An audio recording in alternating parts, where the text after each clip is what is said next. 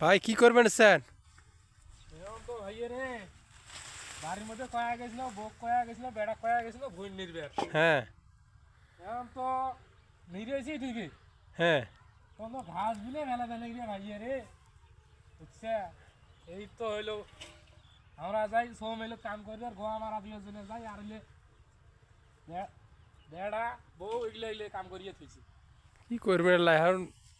বেড়া সামান্য বাড়িতে না থাকলে যেটা হয় আর কি।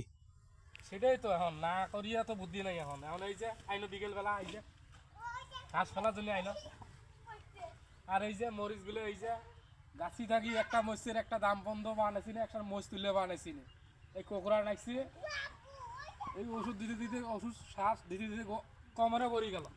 ওই তো মাঝে মাঝে দেখা যায় মসজিদ ডাল পাখরা টাকার মতন হয়েছে আর কি। এর ওইগুলো তো অবিরম দিতে দিতে দিতে দিতে গোয়াটাই মারা আমার। আচ্ছা, মরিচ তো কোনদিন তুলবো তার কোনো ভরসা নাই।